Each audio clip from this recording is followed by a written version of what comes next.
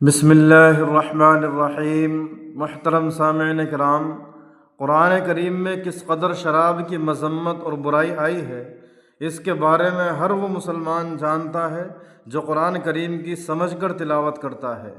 پھر جناب محمد مصطفیٰ صلی اللہ علیہ وسلم کی احادیث شریفہ کے تمام ذخیروں کا جائزہ لینے سے پتہ چلتا ہے کہ جس کثرت کے ساتھ شراب کی مذمت اور اس کے نقصانات اور اس کے برے نتائج سے متعلق احادیث شریفہ وارد ہوئی ہیں، کسی اور چیز کے بارے میں اس طرح کثیر تعداد میں وارد نہیں ہوئی ہیں۔ نبی کریم صلی اللہ علیہ وسلم نے شراب کو ام الخبائث اور ناپاک چیز قرار دیا ہے۔ دنیا کی گندی اور غلیظ چیزوں میں شراب سے بڑھ کر کوئی چیز نہیں ہے۔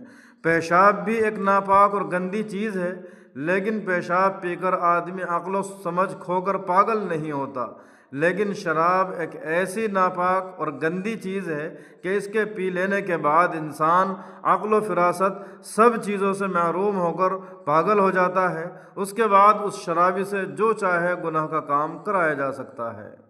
رسول اکرم صلی اللہ علیہ وسلم نے ارشاد فرمایا کہ شراب ام الخبائث ہے، یعنی خبیث اور گندی چیزوں کی جڑ ہے، کہ شراب پینے کے بعد دنیا میں کوئی برائی ایسی نہیں ہے جس میں شرابی مبتلا نہ ہو سکتا ہو۔ بنی اسرائیل میں ایک شخص بڑا عبادت گزار تھا اور تمام لوگوں سے الگ ہو کر عبادت کے لیے گوشہ نشینی کو اختیار کر رکھا تھا۔ اتفاق سے ایک عورت کو اس سے محبت ہو گئی۔ اس عورت نے اپنے خادم کو یہ کہہ کر بھیجا کہ ہم آپ کو ایک چیز کی شہادت کے لیے بلاتے ہیں۔ چنانچہ وہ عبادت گزار اس کے ساتھ چل کر حویلی میں داخل ہو گیا۔ جس دروازے سے گزرتا اس کے پیچھے سے دروازہ بند کر دیا جاتا۔ جب بالکل آخر میں پہنچ گیا تو دیکھا کہ ایک خوبصورت عورت بیٹھی ہوئی ہے، اس کے پاس ایک خوبصورت لڑکا بھی بیٹھا ہوا ہے اور شراب کا پیالہ رکھا ہوا ہے۔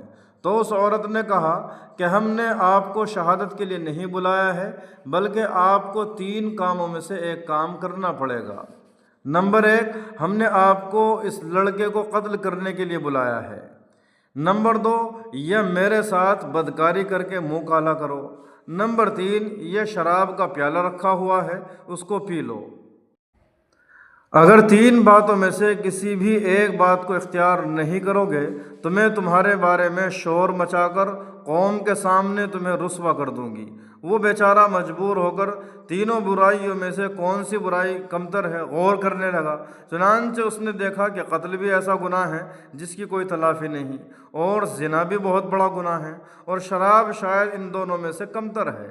چنانچہ شراب کو کمتر سمجھ کر پی لیا۔ جب شراب میں اس نے منہ لگایا تو اس کی عبادت، ریاضت، تقوی سب کچھ وہیں ختم ہو گئے، ہوش و حواس بھی ختم ہو گئے۔ نفسانی خواہش ابھر آئی، اس عورت کے ساتھ بدکاری بھی کر لی، بچے کو بھی قتل کر دیا۔ شراب پینے کے بعد ہر طرح کے گندے اور خبیث کام کرنے میں کوئی رکاوٹ نہیں رہتی ہے۔ سامعین کرام، شراب پینا ایسا منحوس اور ناپاک ترین گناہ ہے کہ شراب پینے کے بعد اس گناہ کا اثر 40 دن تک باقی رہتا ہے، اور اس کو 40 دن تک توبہ کرنے کی توفیق نہیں ہوتی، جس کے نتیجے میں اس درمیان کی کوئی عبادت قبول نہیں ہوتی۔ اور شراب پینے کے بعد جب تک اس کے پیٹ میں شراب کے اثرات باقی رہیں گے، اس درمیان کا ہر وقت اس کے لیے خطرناک ہے، نہایت خطرناک ہے۔ اگر خدا نخواستہ اس کے پیٹ اور جسم سے اثرات ختم ہونے سے پہلے موت واقع ہو جاتی ہے تو وہ جاہلیت کی موت مرے گا، اور زمانے جاہلیت میں ایمان والے نہیں تھے، سب کے سب کافر اور مشرک تھے، تو اس کی موت بھی انہی کی طرح کفر اور شرک پر ہوگی، اور اس کے اوپر جنت حرام کر دی جائے گی۔ حضرت ابو درداء رضی اللہ عنہ سے ایک حدیث شریف بڑی عبرت ناک انداز میں مروی ہے کہ حضرت سید الانبیاء علیہ الصلاۃ والسلام نے نہایت اہمیت کے ساتھ 3 باتوں کی وصیت فرمائی۔ نمبر 1، ان لا تشرک باللہ شیئا وان قطعت او حرقت، اللہ کا کسی کو شریک اور ہمسر نہ ٹھہراؤ، حتیٰ کہ تمہیں کاٹ کر ٹکڑے ٹکڑے کر دیا جائے، یہ تمہیں جلا کر راکھ کر دیا جائے، تب بھی کسی کو اللہ کے برابر اور ہمسر نہیں ٹھہرانا۔ نمبر 2، ولا تترک صلاۃ مکتوبۃ متعمدا، کبھی جان بوجھ کر فرض نماز ترک نہیں کرنا، اور جو شخص جان بوجھ کر لاپرواہی اور غفلت میں فرض نماز ترک کر دیتا ہے تو وہ شخص اللہ اور اس کے رسول کے ذمے سے محروم ہو جاتا ہے، پھر جہنم کے دردناک عذاب سے اس کو بچانے والا کوئی نہیں ہوگا۔ نمبر 3، وَلَا تَشْرَبِ الْخَمْرَ فَإِنَّهَا مِفْتَاحُ كُلِّ شَرٍ، کبھی شراب نہ پینا، اس لیے کہ شراب دنیا کے ہر فتنے اور ہر شر کی کنجی ہے۔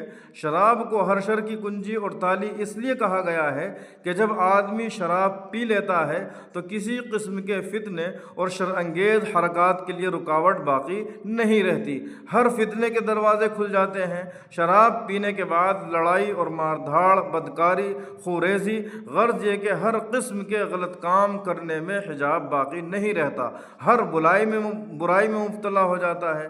اس لیے حضور صلی اللہ علیہ وسلم نے اپنی خصوصی وصیت میں اہمیت کے ساتھ امت کو ہدایت فرمائی کہ کبھی شراب پینے کا ارادہ تک مت کرنا۔ حدیث کی کتابوں میں شرابی کے عذاب کے بارے میں بے شمار حدیثیں مروی ہیں۔ طرح طرح کے عذاب سے شرابی کو دوچار کیا جائے گا۔ مسند امام احمد ابن حنبل اور مستدرک حاکم میں شراب کے عذاب کے بارے میں ایک عبرتناک حدیث شریف نقل فرمائی ہے۔ آقائے نامدار علیہ الصلوۃ والسلام نے ارشاد فرمایا کہ جہنم میں زانیہ اور بدکار عورتوں کی شرمگاہوں سے غلاظت کی نہر جاری ہوگی۔ اس نہر کا نام نہر الغوطہ ہے، اور اس نہر کی غلاظتوں کی بدبو سے خود جہنم والے پریشان ہوں گے۔ جہنم کے مختلف طبقوں میں جن لوگوں پر عذاب ہوگا ان پر زانیہ عورتوں کی شرمگاہوں کی غلاظتوں کی نہر سے جو بدبو کی ایذا ہوگی، تکلیف ہوگی، وہ دوسرے عذابوں سے کہیں زیادہ سخت ہوگی۔